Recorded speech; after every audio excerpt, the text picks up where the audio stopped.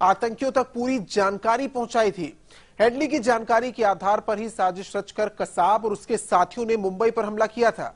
देश पर एक बार फिर मुंबई जैसे हमले का खतरा मंडरा रहा है, क्योंकि एक और हेडली का पर्दाफाश हुआ है।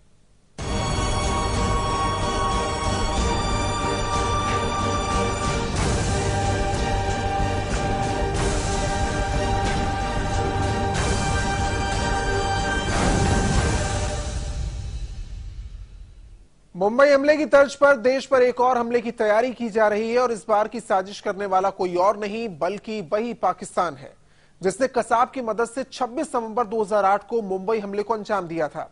पाकिस्तान की खुफिया एजेंसी आईएसआई ने इस नए हमले की मिशन के लिए एक शख्स को भारत भेजा था, जिसे कई अहम जगहों की रेकी करनी थी। इस शख्स को ठीक उसी अंदाज में रेकी करनी थी जैसे एक समय में हेडली ने मुंबई हमले से पहले की थी।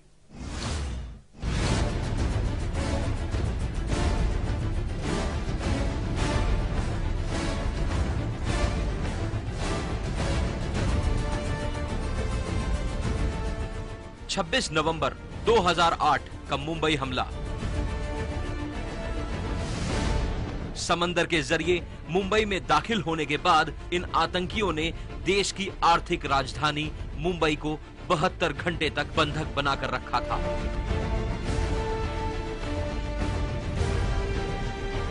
मुंबई हमले में पाकिस्तान का हाथ था, इस बात का सबूत भारत ने दुनिया भर में पेश किया। पाक पर आतंकी ढांचा बंद करने का दबाव भी बनाया गया, लेकिन कोई असर नहीं हुआ। इतने दबाव के बाद भी कुछ नहीं बदला। मुंबई हमले के 6 साल बाद पाकिस्तान की इतनी हिम्मत बढ़ गई कि वो एक और मुंबई हमले जैसी साजिश रचने लगा है। एक बार फिर इंसानियत को आतंकवाद की गोलियों से जख्मी करने की नापाक मंसूबे थे। इससे पहले की साजिश हकीकत की जमीन पर कदम रखती, देश की खुफिया एजेंसियों ने पाकिस्तान की इस नापाक साजिश का पर्दाफाश कर दिया और गिरफ्त में आया ये शख्स। अब आप सोच रहे होंगे कि आखिर ये कौन है, इसका पाकिस्तान की साजिश में क्या रोल है। हम इस शख्स के सारे राज खोलेंगे, इसकी पूरी कुंडली बताएंगे, लेकिन इससे पहले आपको ये बता दें कि इसने किया क्या है। इस शख्स ने पाकिस्तान के हमले की साजिश रचने में अहम भूमिका निभाई है। टारगेट की पूरी रेकी की, उसके बारे में पूरी जानकारी दी, ठीक उसी तरह जैसे मुंबई हमले के लिए हेडली ने रेकी की थी। पाकिस्तान ने एक और हेडली की मदद से मुंबई हमले जैसे एक और हमले की साजिश रची थी, लेकिन भारतीय खुफिया एजेंसियों ने बड़ी सफलता हासिल करते हुए इस शख्स को पकड़ लिया और पाकिस्तान के सारे नापाक मंसूबों पर पानी फिर गया। हमले की साजिश में अहम किरदार निभाने वाला ये शख्स है मोहम्मद शाकिर हुसैन। हुसैन पिछले कई महीनों से आईएसआई के लिए काम कर रहा था। हुसैन को आईएसआई ने कई अहम ठिकानों की रेकी की जिम्मेदारी दी थी। हुसैन ने विशाखापट्टनम और कोचीन के 9 सैनिक अड्डों की जासूसी की। हुसैन ने 9 सैनिक अड्डों की जासूसी करने वाले कई अधिकारियों से पहचान बनाई। हुसैन को जिम्मेदारी दी गई थी कि वो नौसेना के अधिकारियों को हनी ट्रैप करे। हुसैन ने चेन्नई के यूएस कंसुलेट्स और इजरायली ठिकानों की भी जासूसी की। हुसैन ने आईएसआई को दोनों ठिकानों को लेकर पूरी जानकारियां दी। इसने भाभा एटॉमिक और रिसर्च सेंटर की भी जासूसी की। और मुंबई हमले की तरह इस बार भी आतंक नाव पर सवार होकर आने वाला था। हुसैन से मिली जानकारी के आधार पर आईएसआई ने तमिलनाडु के समुद्री सीमा के जरिए 2 आतंकियों को बोट के जरिए देश में घुसाकर मुंबई हमले की तर्ज पर एक और हमला करने की प्लानिंग की थी। लेकिन हुसैन की गिरफ्तारी ने आईएसआई की इस साजिश का भांडा फोड़ दिया है। पाकिस्तान हर रोज कोई न कोई ऐसी व्यवस्था बनाता है जिससे कि लो कॉस्ट वार करे, कम खर्चा हो उसका। ओपन वार अगर करेगा तो पाकिस्तान मुकाबला हिंदुस्तान का नहीं कर सकता। तो वो क्या ढूंढ रहा है? वो ऐसे तरीके, war by other means. ISI ने हुसैन को रेकी के साथ और भी दूसरी अहम जिम्मेदारियां दी थी, जिसे बखूबी पूरा किया गया। आईएसआई ने हुसैन से चेन्नई के यूएस कंसुलेट्स और इजरायली ठिकानों पर हमले की प्लानिंग करने को भी कहा था। हुसैन ने इन दोनों ठिकानों की हर बारीक जानकारी को आईएसआई तक पहुंचाया। हुसैन ने यहां तक बताया कि किस वक्त हमला करना सबसे अच्छा होगा। हुसैन की मदद से पाकिस्तान ने 2 आतंकियों को हमले की जिम्मेदारी दी।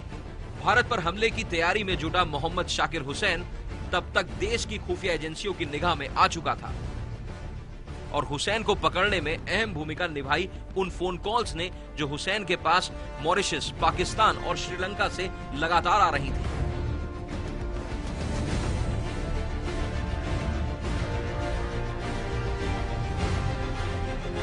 Manish Shukla, Live India, Delhi.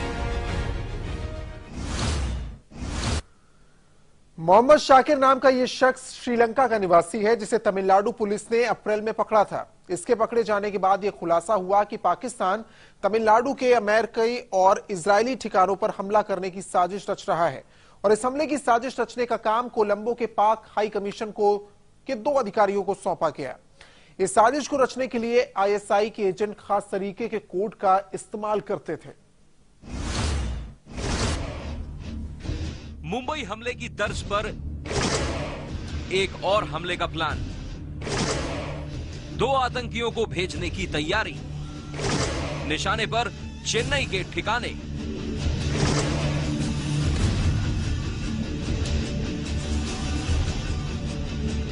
पाकिस्तान में बैठे आतंकियों ने मुंबई हमले की तर्ज पर एक और हमले का प्लान बनाया है। मोहम्मद शाकिर हुसैन की रेकी से मिली जानकारी की मदद से आईएसआई ने चेन्नई में 2 आतंकियों को घुसाने की साजिश तैयार की। ये सभी आतंकी मछुआरे के भेष में देश में दाखिल होने वाले थे। खुफिया एजेंसियों की निगाह से बचने के लिए आईएसआई ने खास तरीके के कोड वर्ड्स का इस्तेमाल किया। आइए हम आपको बताते हैं उन खुफिया कोड्स के बारे में जिसके जरिए आतंकी एक दूसरे से संपर्क में थे। यूएस कॉन्सुलेट्स का कोड नाम था मैरिज हॉल। जिन आतंकियों को हमला करना था उनका नाम कुक रखा गया था। गोला बारूद का कोड नेम था मसाला। धमाके का कोड नेम रखा गया खाना। आईएसआई ने महज यूएस कंसुलेट्स की फोटो के लिए हुसैन को 25,000 रुपए दिए थे। आईएसआई ने हुसैन से कहा था कि अगर आतंकी हमला कारगर होता है तो रुपए से तौल दिया जाएगा। आईएसआई ने हुसैन को यह भी आदेश दिया था कि वो नरेंद्र मोदी के प्रधानमंत्री बनने के कुछ ही दिनों के भीतर इजरायली और अमेरिकी ठिकानों पर हमला करें, जिससे ये पता चल सके कि नई सरकार आतंकी हमलों के बाद किस तरह के फैसले लेती है।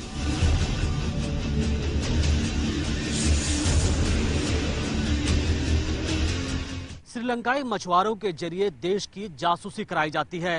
दक्षिणी समुद्री सीमा में तैनात भारतीय नौसेना के हर शिप की जानकारी इन मछुआरों के पास होती है। इन मछुआरों को यहां तक पता होता है कि नौसेना का कौन सा शिप कहां खड़ा है और ये सभी जानकारियां आईएसआई के पास तक पहुंचा दी जाती हैं। कैमरामैन सुनील कुमार के साथ मनीष शुक्ला, लाइव इंडिया, दिल्ली। इस साजिश की कुछ और परतें आपके सामने रखेंगे जो जांच एजेंसियों ने जब खोली तो हैरान करने वाली जानकारियां मिली हैं। एक छोटे से ब्रेक के बाद आप देखते रहिए लाइव इंडिया।